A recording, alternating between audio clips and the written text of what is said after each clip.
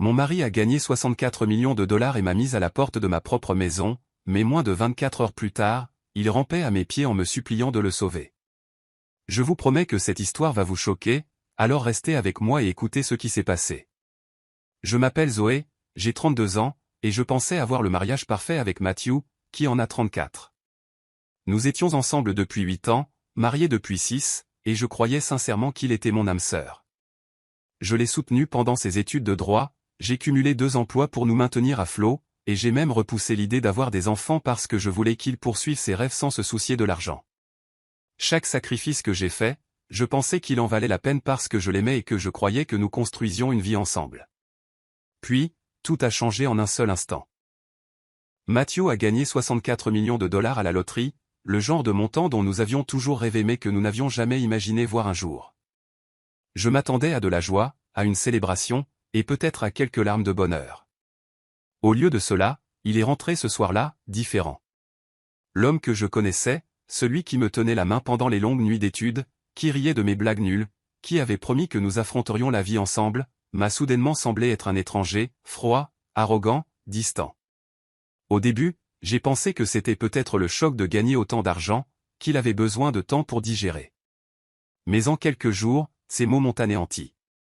Il m'a dit qu'il ne m'aimait plus, qu'il avait changé et que je ne faisais pas partie de son avenir.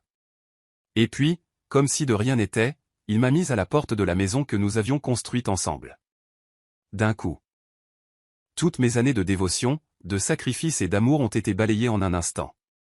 Je suis resté là, sur les marches du perron, serrant une unique valise, essayant de ne pas pleurer devant les voisins qui me dévisageaient. J'avais l'impression que le sol s'était dérobé sous mes pieds. Toutes les nuits que j'avais passées à le soutenir, tous les repas que j'avais cuisinés, toutes les factures que j'avais payées pour qu'il puisse obtenir son diplôme de droit. Tout ça n'avait plus d'importance. En un clin d'œil, je n'étais plus sa femme, je n'étais rien. Je ne pouvais pas comprendre. Comment l'homme que j'aimais plus que tout pouvait-il soudainement me rejeter pour quelqu'un d'autre, pour une vie qui ne m'incluait plus? Mon cœur me faisait mal, mais sous la douleur, quelque chose a commencé à grandir, une étincelle silencieuse de détermination. Je n'allais pas disparaître. Je n'allais pas le laisser m'effacer de ma propre vie. Ce n'était que le début, et je savais au plus profond de moi que l'histoire n'était pas encore terminée. Ce que j'ignorais, c'est que le jour même, Matthew serait à genoux, suppliant mon aide, réalisant trop tard que la personne qu'il avait jetée était celle dont il avait le plus besoin. Et c'est là que tout a vraiment changé. La trahison et la chute, je n'arrivais pas à croire ce qui venait de se passer. Un instant, j'étais marié à l'homme que j'aimais, et l'instant d'après, je me retrouvais devant notre maison avec rien d'autre qu'une seule valise, les mains tremblantes et les larmes coulant sur mon visage. Matthew m'avait claqué la porte au nez comme si j'étais une étrangère, et je me suis senti complètement prise au dépourvu. Quand j'ai essayé de le raisonner, il n'a même pas bronché. Il a refusé de me donner le moindre centime, insistant sur le fait que le billet de loterie était le sien, que tout l'argent lui appartenait exclusivement. Mon cœur s'est serré, ces mots me blessant plus profondément que je n'aurais pu l'imaginer. Chaque souvenir de nous construisant une vie ensemble semblait avoir été effacé en un instant. Les sacrifices que j'avais faits, les années de travail acharné, les nuits blanches, le soutien que je lui avais apporté. Tout cela ne signifiait rien pour lui. Puis est venu le coup le plus dur.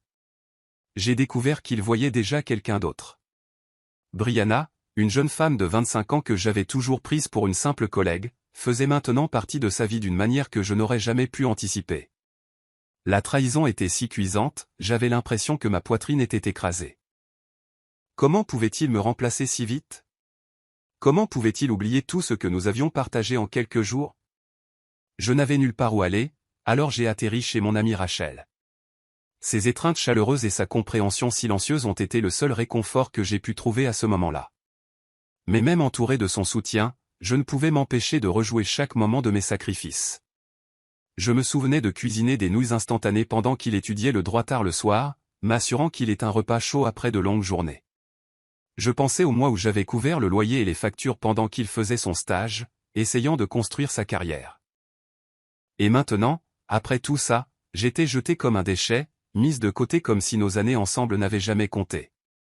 Assise sur le canapé de Rachel, je ressentais un profond sentiment de vide, une douleur creuse que je ne savais pas comment combler. Ma vie telle que je la connaissais semblait avoir été volée. L'avenir que j'avais imaginé, la sécurité, l'amour, les rêves partagés. Tout semblait parti, arraché de la manière la plus cruelle. Chaque plan, chaque espoir que j'avais nourri, semblait s'être brisé du jour au lendemain. Mais même dans cette obscurité, une petite étincelle de résolution a commencé à brûler en moi.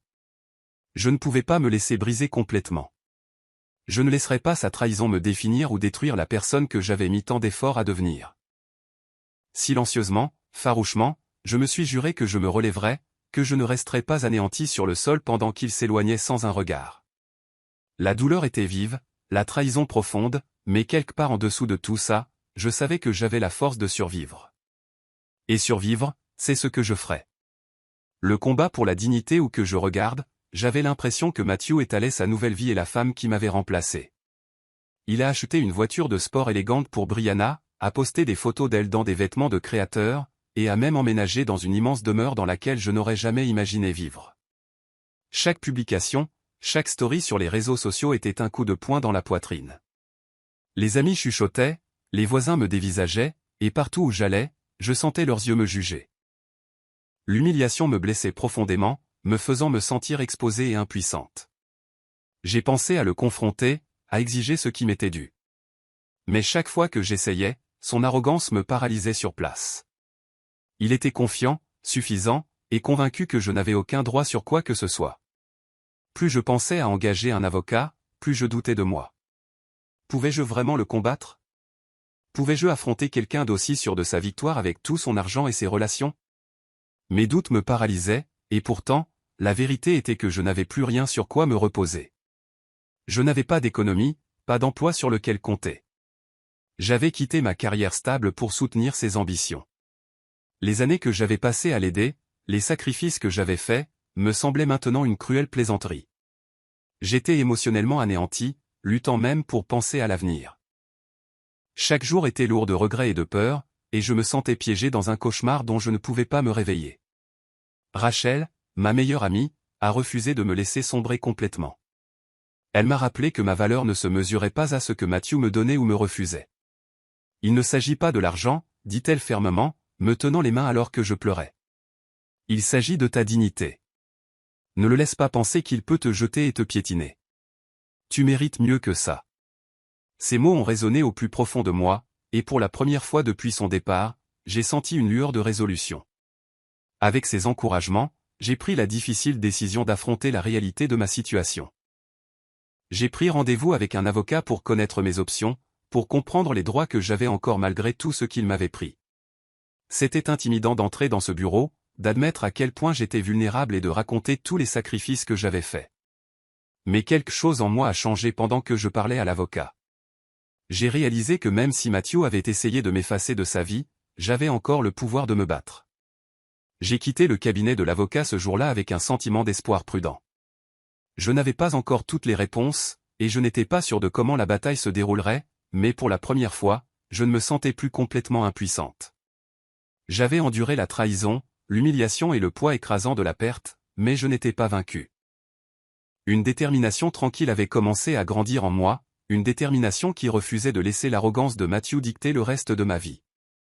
J'étais prête à faire les premiers pas pour reconquérir ma dignité et ma vie.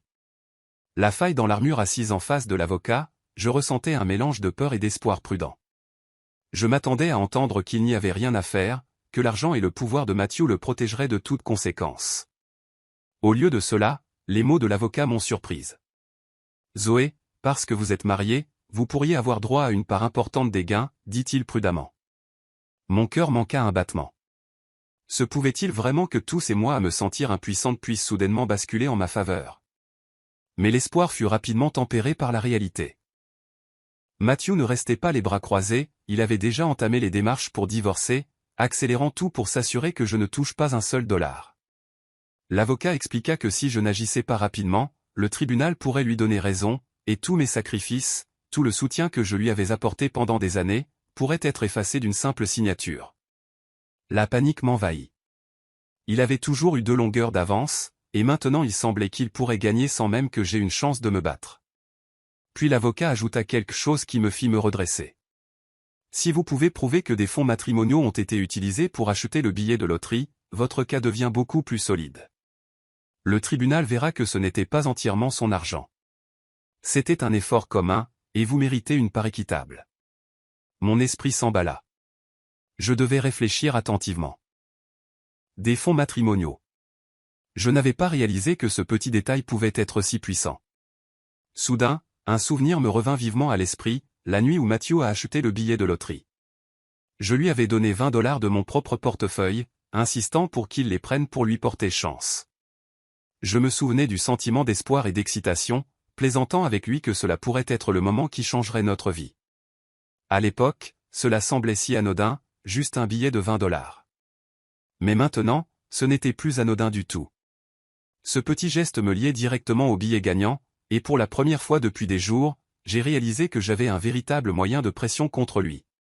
L'étincelle de détermination devint plus forte à chaque seconde. Je n'étais plus seulement une épouse rejetée, j'avais une raison légale, un fait tangible qui pouvait rendre Matthew responsable de tout ce qu'il avait essayé de prendre. L'injustice que j'avais ressentie, l'humiliation, la trahison, le sentiment d'être effacé de ma propre vie, sont soudainement devenus un carburant. Je pouvais canaliser ma colère et ma douleur dans un combat qui n'était pas seulement émotionnel, mais réel et gagnable. En quittant le cabinet de l'avocat, j'ai senti un changement en moi. La peur et l'impuissance avaient été remplacées par la stratégie et la résolution. Je savais que Matthew pensait avoir tout le contrôle, que ses manœuvres rapides et son arrogance me garderaient impuissante. Mais il ne réalisait pas que j'avais découvert la vérité cachée, et cette connaissance me donnait l'avantage. Pour la première fois, j'avais l'impression de ne plus seulement réagir à sa trahison, je me préparais à prendre les choses en main, à me battre et à reconquérir ce qui m'appartenait de droit. Les règles du jeu avaient changé, et j'étais prêt à jouer pour gagner. Le château de sable s'effondre pendant que je rassemblais tranquillement mes forces, le monde de Matthew s'effondrait d'une manière que je n'aurais pu imaginer. J'ai commencé à entendre des murmures de connaissances communes, des bribes de ragots qui me nouaient l'estomac. Il dépensait l'argent comme s'il n'avait aucune valeur, achetant des voitures de luxe dont il n'avait pas besoin, organisant des fêtes insensées et emmenant Brianna dans des destinations de rêve sur un coup de tête. Chaque rapport que j'entendais peignait un tableau d'insouciance totale, et une petite partie vengeresse de moi ressentait une lueur de satisfaction. Il n'y avait pas que les dépenses ostentatoires. Matthew avait engagé une équipe de conseillers, des hommes et des femmes à la réputation pour le moins douteuse. Ils l'ont poussé à faire des investissements risqués, promettant encore plus de richesses. Mais plus j'en apprenais, plus il semblait clair que la plupart de ces transactions étaient vouées à l'échec. Je pouvais presque entendre les sirènes du désastre dans mon esprit, et il était difficile de ne pas ressentir un soulagement silencieux à l'idée que son arrogance pourrait enfin rencontrer ses limites. Brianna, la femme qui m'avait remplacé, était également un moteur de ses choix imprudents. Selon les ragots que j'ai recueillis, elle exigeait des cadeaux extravagants, des vêtements de créateurs, des virées shopping de luxe et des voyages coûtant des millions. Chaque caprice semblait alimenter le besoin de Matthew de prouver quelque chose, d'étaler la vie qu'il croyait maintenant posséder. Mais ce qu'il ne réalisait pas, c'est que ses fondations étaient bâties sur du sable, et que tôt ou tard, tout s'effondrerait. Pendant ce temps, je me suis concentré sur mon propre chemin. J'ai commencé à travailler en étroite collaboration avec mon avocat, rassemblant discrètement des preuves, organisant des documents et explorant chaque angle juridique possible. Je n'étais pas intéressé par la vengeance pour la vengeance, je voulais la justice, celle qui garantirait que j'obtienne ce qui m'appartenait de droit. Chaque décision risquée que Matthew prenait, chaque dollar qu'il gaspillait sans réfléchir, ne faisait que renforcer ma résolution. L'arrogance qu'il portait comme une armure l'aveuglait sur le fait que je préparais une contre-attaque qu'il ne pourrait jamais anticiper.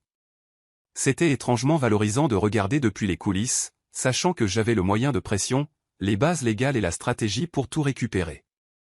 L'humiliation qu'il m'avait infligée, la trahison que j'avais subie, alimentaient ma détermination.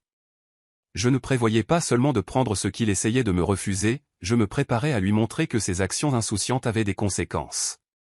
À la fin de chaque journée passée chez l'avocat, je ne me sentais plus brisé ou vaincu. Je me sentais calculatrice, prête et en contrôle, d'une manière que Matthew ne soupçonnerait jamais. Chaque rumeur sur ses dépenses, chaque histoire sur l'extravagance de Brianna me rappelait que son empire était instable. Il était tellement consumé par l'orgueil, le désir et le plaisir à court terme qu'il ne voyait pas le désastre imminent. Et quand il finirait par frapper, j'attendrais. Non pas pour le détruire par dépit, mais pour reconquérir ma vie, ma dignité et tout ce qu'il avait essayé de me prendre. Dans cette préparation silencieuse, j'ai réalisé quelque chose de vital, plus il sombrait, plus je devenais forte. Matthew pensait peut-être tout avoir, mais il n'avait pas compté sur moi. Et ce serait sa plus grande erreur. Le retournement de situation, j'étais assise sur le canapé de Rachel, sirotant un thé et essayant de me distraire avec un livre quand la sonnette a retenti. Je me suis figé. Quelque chose au fond de moi me disait que ce n'était pas une amie, et j'avais raison. Quand j'ai ouvert la porte, il était là. Matthew, debout avec cet air suffisant et sûr de lui qui avait hanté mes rêves pendant des semaines. Il n'a même pas frappé correctement, il est entré de force comme s'il était chez lui, balayant la pièce du regard avec un mélange d'arrogance et d'amusement. « Zoé, dit-il, la voix dégoulinante de condescendance. Il faut régler ça rapidement. J'ai déjà préparé les papiers du divorce. Tu peux signer, prendre un petit arrangement financier et continuer ta vie. Ce sera plus facile pour nous deux. » Il sourit, comme si m'offrir de l'argent était un grand geste de générosité. J'ai senti mon estomac se tordre de colère et d'incrédulité. L'audace qu'il avait de se tenir là, comme s'il pouvait acheter son pardon pour tous ses torts, était exaspérante. J'ai posé ma tasse lentement, gardant ma voix calme mais ferme. Je ne signerai rien, ai-je dit. J'ai parlé à mon avocat, et je suis au courant des fonds matrimoniaux utilisés pour acheter le billet de loterie. Il ne s'agit pas d'un petit arrangement. Tu as essayé de m'effacer, mais ça ne marchera pas. Pendant un instant, j'ai vu quelque chose dans ses yeux que je n'avais jamais vu auparavant, cette confiance suffisante et intouchable à vaciller. Ses lèvres ont tressailli comme s'il voulait argumenter, mais son arrogance habituelle affaiblit. J'ai senti le changement, subtil mais réel. Il était pris au dépourvu, et j'ai réalisé que pour la première fois, j'avais le pouvoir dans cette situation. Tu ne comprends pas, balbutia-t-il, la voix montant légèrement. C'est de l'argent facile. Tu pourrais partir avec quelque chose et être heureuse. J'ai secoué la tête, refusant d'être intimidé. Je ne renoncerai pas à ce qui m'appartient. Tu as essayé de me mettre à la porte, de me remplacer et d'effacer tout ce que nous avons partagé. Je ne te laisserai pas faire. L'avocat et les faits sont de mon côté. Mes mots étaient stables, mais je sentais mon cœur battre comme un tambour. Son visage passa de la colère à la confusion, et pendant une fraction de seconde, j'ai cru voir un stress authentique vaciller. Il passa une main dans ses cheveux, son sang-froid se fissurant légèrement. J'ai alors réalisé que sous sa bravade, il était ébranlé, peut-être même désespéré. L'homme qui semblait autrefois intouchable était soudainement humain, vulnérable et exposé. Il se tourna brusquement, marmonnant quelque chose à voix basse, et sortit de l'appartement en trombe, claquant la porte derrière lui. Je suis resté où j'étais, laissant le moment s'imprégner. Le changement de pouvoir était indéniable. Pour la première fois depuis qu'il m'avait mise à la porte, je ne me sentais plus comme la victime. Je me sentais forte, prête, et je savais que cette confrontation n'était que le début de ma reconquête de ce qu'il pensait pouvoir prendre si facilement. La chute de l'Empire en quelques jours, la nouvelle m'est parvenue que le monde soigneusement construit de Matthew commençait à s'effondrer. Ses investissements tapant à accent grave-l'œil, ceux que ses conseillers lui avaient assurés être infaillibles, s'effondraient les uns après les autres. Les personnes en qui il avait eu confiance pour le guider avaient disparu, s'évanouissant avec de grosses sommes d'argent qu'il leur avait remises sans réfléchir. Et Brianna, la femme qu'il exhibait comme un trophée, était introuvable. J'ai entendu dire qu'elle l'avait quitté dès que la carte de crédit avait cessé de fonctionner, l'abandonnant aussi rapidement qu'elle était entrée dans sa vie. Je ne pouvais m'empêcher de ressentir un mélange d'émotions en regardant tout cela se dérouler à distance. Il y avait une petite satisfaction silencieuse de savoir que son imprudence et son arrogance finissaient par le rattraper. En même temps, je ne pouvais ignorer une pointe de vieux sentiments, l'amour et la confiance que je lui avais autrefois accordés. C'était compliqué. Une partie de moi se souvenait de l'homme que j'avais adoré, celui que j'avais soutenu à travers chaque épreuve, et ce souvenir se heurtait violemment à l'homme qui m'avait mis à la porte et trahi si cruellement. Matthew se retrouva seul dans l'énorme demeure qu'il avait autrefois utilisée pour étaler sa richesse et son pouvoir. J'ai entendu des histoires de voisins et d'amis disant qu'ils paniquaient, arpentant les pièces vides, constamment au téléphone, essayant de sauver ce qui restait. Les factures s'accumulaient, les dettes s'entassaient, et chaque recoin de la demeure qui avait autrefois ressemblé à un palais semblait maintenant suffocant et vide. Bientôt, il commença à me contacter. Mon téléphone vibrait constamment avec des SMS, des appels manqués et des messages vocaux. Chaque message portait un mélange de désespoir et de supplication, son arrogance dépouillée, remplacée par une peur brute que je n'avais jamais vue auparavant.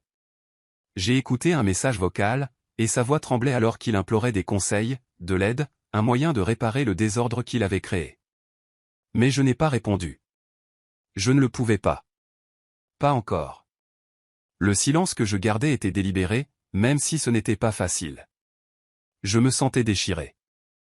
Le vieil amour que j'avais autrefois pour lui, les souvenirs de rire, de rêves partagés et de moments intimes, se heurtaient à la douleur vive et amère de la trahison.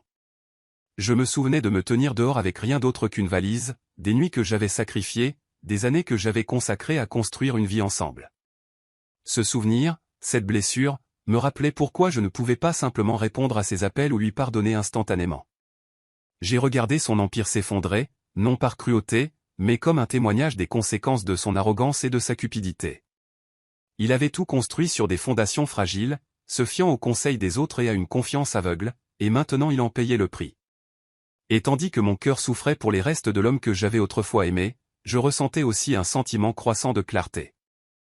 Je n'étais plus seulement l'épouse rejetée, j'étais quelqu'un qui avait enduré, survécu et grandi plus fort pendant qu'il s'effondrait.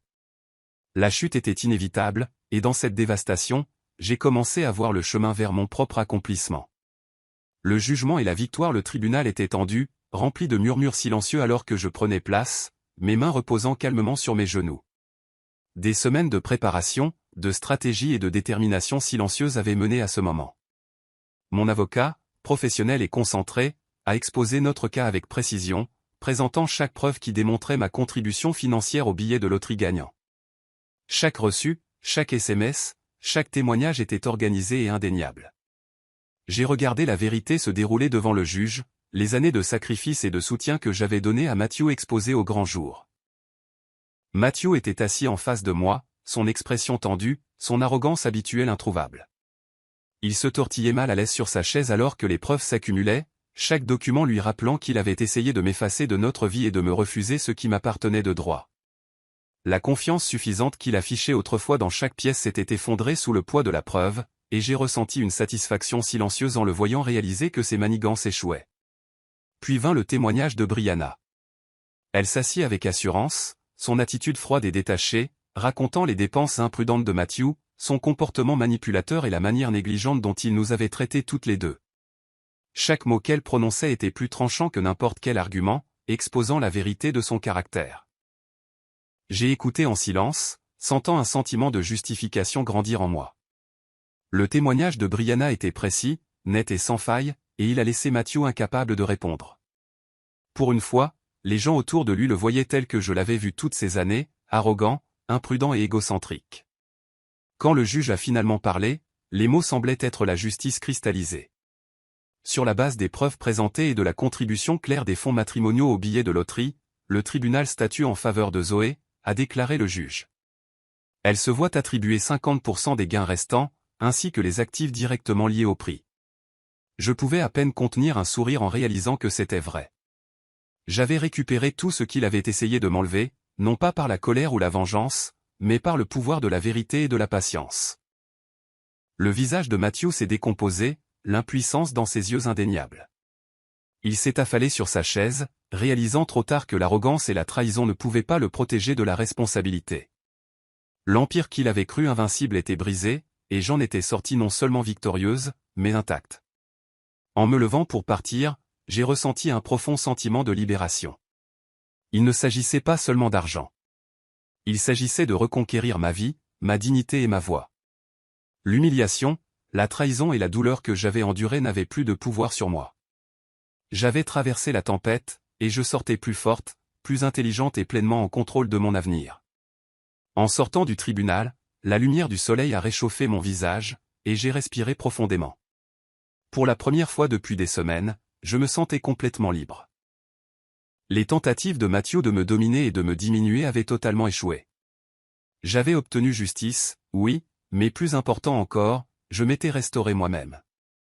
Chaque sacrifice, chaque larme, chaque moment de résolution silencieuse avait mené à cette victoire, et à cet instant, je savais que rien ne pourrait jamais m'enlever la force et la dignité pour lesquelles je m'étais si durement battu.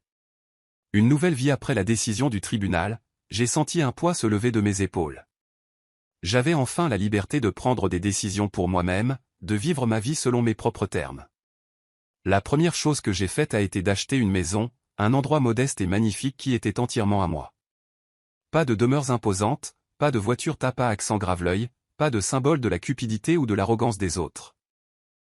Juste un espace où je pouvais respirer, réfléchir et reconstruire.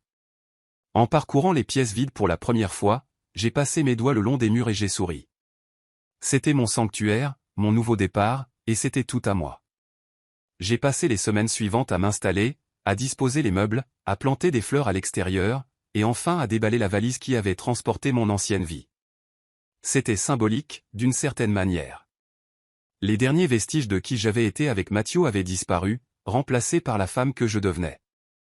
J'ai commencé à investir judicieusement, en me concentrant sur la construction d'un avenir qui ne serait pas ébranlé par l'imprudence de quelqu'un d'autre. J'ai établi un budget, planifié soigneusement et commencé à explorer des passions que j'avais négligées pendant des années, la peinture, les voyages et même l'adhésion à un club de lecture local. Lentement, les morceaux de moi que j'avais mis de côté se sont remis en place, et j'ai réalisé que j'avais vécu dans l'ombre de quelqu'un d'autre pendant bien trop longtemps. Pendant ce temps, des nouvelles me parvenaient par des connaissances communes au sujet de Mathieu. Sa vie s'effondrait d'une manière qui aurait semblé impossible autrefois. Les conseillers en qui il avait eu confiance ont disparu, le laissant avec des dettes massives. Les poursuites judiciaires des créanciers s'accumulaient. La demeure qu'il avait exhibée le chargeait maintenant de factures qu'il ne pouvait pas payer. Brianna avait disparu depuis longtemps, le laissant seul face aux conséquences de ses décisions imprudentes. Il ne lui restait rien d'autre qu'une maison vide et le poids de ses erreurs. Et bien que je n'en tire aucune joie, il était indéniable que ces choix avaient des conséquences. Chaque matin, je me réveillais avec un sentiment de calme que je n'avais jamais connu. Je ne ressentais pas le besoin de prouver quoi que ce soit à Mathieu, et je ne me souciais pas des gros titres ou des ragots. Ma victoire ne consistait pas à l'humilier ou à étaler ce que j'avais gagné. Elle me concernait, moi. Pour la première fois, je comprenais vraiment ce que signifiait reconquérir ma vie. L'argent était important, oui, mais ce n'était qu'un outil, une étape vers l'objectif plus large, l'indépendance, le respect de soi et la tranquillité d'esprit. Assise sur mon porche un soir, regardant le soleil se coucher derrière les arbres, j'ai réfléchi à tout ce qui s'était passé. Le chagrin, la trahison, les batailles judiciaires. Tout cela m'avait façonné, mais ne m'avait pas brisé. La meilleure vengeance n'était pas l'argent que j'avais réclamé à Mathieu. Ce n'était pas de lui prouver qu'il avait tort ou de regarder son monde s'effondrer. Le véritable triomphe, c'était de m'être choisi moi-même, de choisir ma vie et de m'engager dans un avenir que je pouvais contrôler. J'ai souri, non pas d'un triomphe sur lui, mais d'une satisfaction silencieuse. J'avais survécu, j'avais grandi, et j'avais reconquis la chose la plus précieuse que j'ai jamais perdue, moi-même. Et pour la première fois depuis des années, cela valait plus que tout au monde. Pensez-vous que Zoé a fait le bon choix en s'éloignant et en reconquérant sa vie? Ou aurait-elle dû essayer de pardonner à Mathieu et de reconstruire avec lui? Partagez vos avis dans les commentaires, j'ai vraiment envie de savoir ce que vous en pensez. Et si vous aimez les histoires comme celle-ci, assurez-vous de vous abonner et d'activer la cloche de notification pour ne jamais en manquer une nouvelle.